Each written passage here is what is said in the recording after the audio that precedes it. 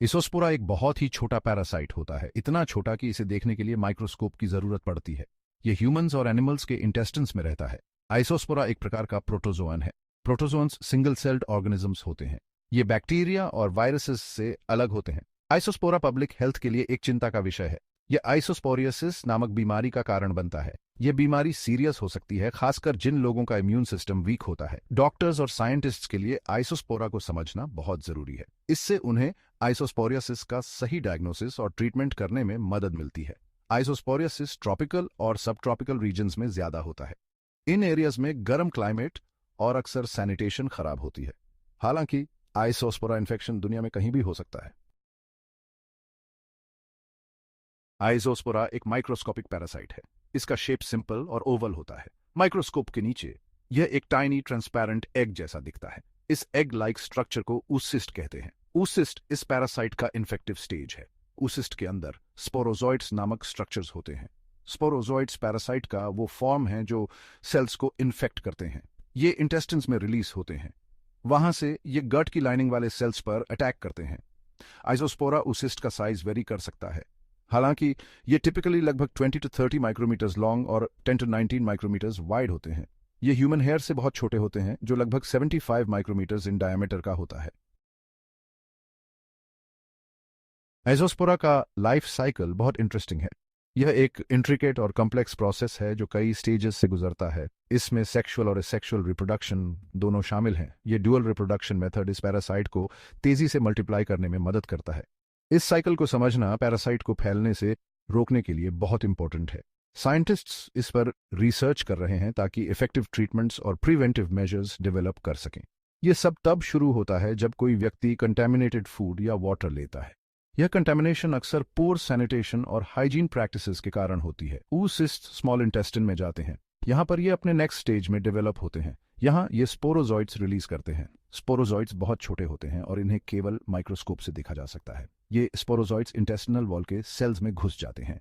यह invasion process parasite के survival के लिए क्रूशल है। इन सेल्स के अंदर स्पोरोजॉइट्स एसेक्सुअली मल्टीप्लाई करते हैं। यह मल्टीप्लिकेशन प्रोसेस बहुत तेजी से होता है। इसका मतलब है कि ये बिना किसी पार्टनर के अपनी कॉपीज बनाते हैं। यह प्रोसेस पैरासाइट की पॉपुलेशन को तेजी से बढ़ाता है। इस रैपिड मल्टीप्लिकेशन से मेरोजॉइट्स का फॉर्मेशन होता है। मेरोजॉइट्स एक नए स्टेज को रिप्रेजेंट करते हैं। मेरोजॉइट्स पैरासाइट के लाइफ साइकिल का अनदर स्टेज है। ये स्टेज भी बहुत इंपॉर्टेंट है। मेरोजॉइट्स फिर मेल और फीमेल फॉर्म्स में डिफरेंशिएट होते हैं। ये डिफरेंशिएशन सेक्सुअल रिप्रोडक्शन के लिए जरूरी है। ये फॉर्म्स एक प्रोसेस में फ्यूज होते हैं जिसे सेक्सुअल रिप्रोडक्शन कहते हैं।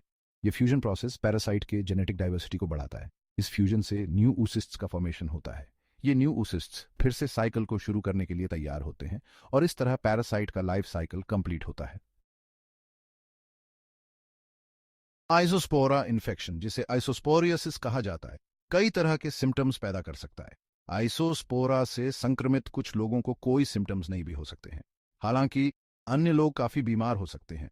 आइसोस्पोरियोसिस का सबसे कॉमन सिम्टम है डायरिया। ये डायरिया सिवियर और वाटरी हो सकता है। अन्य सिम्टम्स में stomach cramps, nausea, vomiting, fever और वेट लॉस शामिल हैं।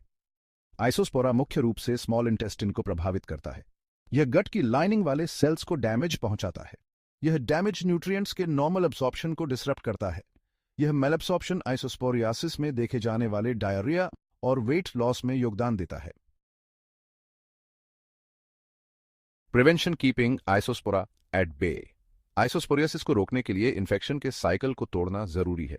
यह साइकिल तब शुरू होता है जब पैरासाइट एक होस्ट से दूसरे होस्ट में ट्रांसफर होता है। इसका मतलब है कि पैरासाइट को एक व्यक्ति से दूसरे व्यक्ति तक फैलने से रोकना। यह तब संभव है जब हम प्रॉपर हाइजीन प्रैक्टिसेस को फॉलो करें। गुड हाइजीन इसका फर्स्ट लाइन ऑफ डिफेंस है। प्रॉपर हैंड वॉशिंग टेक्निक्स को अपनाना बहुत जरूरी है। यहाँ कुछ इंपॉर्टेंट प्रिवेंटिव मेजर्स बताए गए हैं। ये मेजर्स न केवल आपको बल्कि आपके आसपास के लोगों को भी सुरक्षित रखते हैं। अपने हाथों को साबुन और पानी से अच्छी तरह धोएं।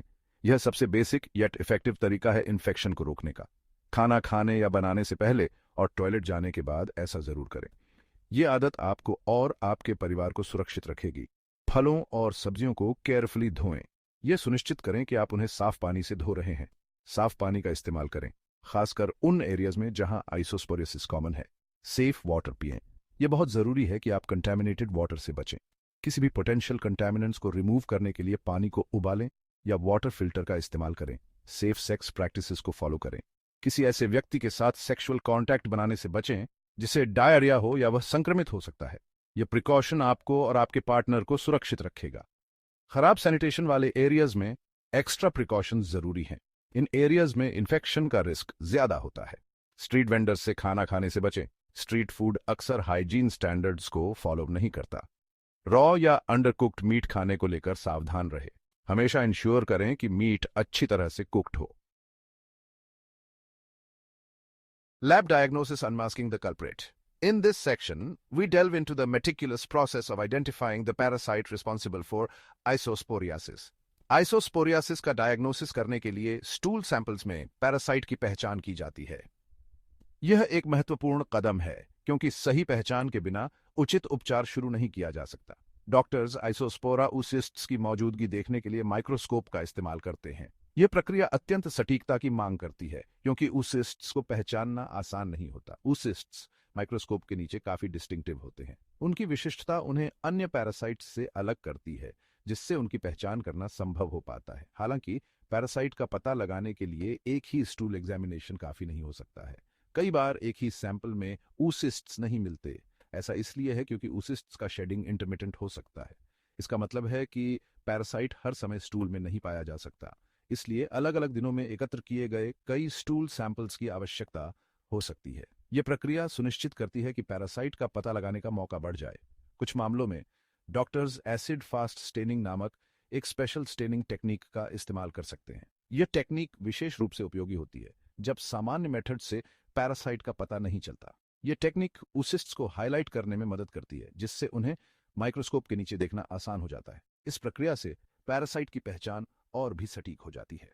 डायग्नोसिस के लिए पीसीआर जैसी मोलेकुलर टेक्निक्स भी तेजी से कॉमन होती जा रही हैं। ये टेक्निक्स जेनेटिक मटेरियल का विश्लेषण करके पैरासाइट की पहचान करती हैं, जिससे डायग्नोसिस और भी सटीक और तेज हो जाता है। पीसीआर टेक्निक का उपयोग करके डॉक्टर्स पैरासाइट के डीएनए को एम्पलीफाई कर सकते हैं, जिससे उनकी पहचान और भी स्पष्ट हो जाती है। यह मेथड विशेष रूप से उपयोगी होती है जब स्टूल सैंपल्स में पैरासाइट की संख्या बहुत कम होती है।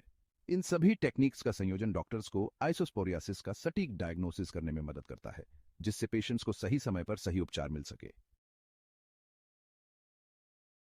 Treatment: combating the infection. Isosporiasis के ट्रीटमेंट में टिपिकली एंटीबायोटिक्स का एक कोर्स शामिल होता है। सबसे कॉमनली प्रिस्क्राइब्ड एंटीबायोटिक ट्राइमेथोप्रिम और सल्फामेथोक्साजोल का कॉम्बिनेशन है। यह मेडिकेशन पैरासाइट को मारने और इन्फेक्शन को रिजॉल्व करने में इफेक्टिव है। ट्रीटमेंट की ड्यूरेशन इन्फेक्शन की सेवेरिटी पर डिपेंड कर सकती है। ज्यादातर लोगों को लगभग 7 to 10 डेज तक एंटीबायोटिक्स लेने की आवश्यकता होगी। यह इंपॉर्टेंट है कि एंटीबायोटिक्स का पूरा कोर्स जैसा प्रिस्क्राइब किया गया है वैसा ही पूरा किया जाए, भले ही सिम्टम्स जल्दी ठीक हो जाएं।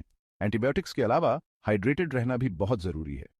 डायरिया के कारण हुए फ्लूइड लॉस की पूर्ति के लिए पानी या ओरल रिहाइड्रेशन सॉल्यूशंस जैसे बहुत सारे फ्लूइड्स पिएं।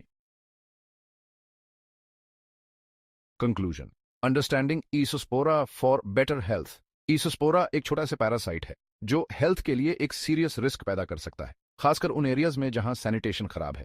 इसके मॉर्फोलॉजी, लाइफ साइकिल, पैथोजेनिसिटी और प्रिवेंशन को समझना इसके स्प्रेड को कंट्रोल करने के लिए बहुत जरूरी है। कॉम्प्लिकेशंस को रोकने के लिए जल्दी डायग्नोसिस और ट्रीटमेंट बहुत जरूरी है। अच्छी हाइजीन प्रैक्टिसेस का पालन करके हम सभी इस इंटेस्टिनल पैरासाइट के बर्डन को कम करने में योगदान दे सकते हैं। याद रखें, प्रिवेंशन हमेशा क्योर से बेटर होता है।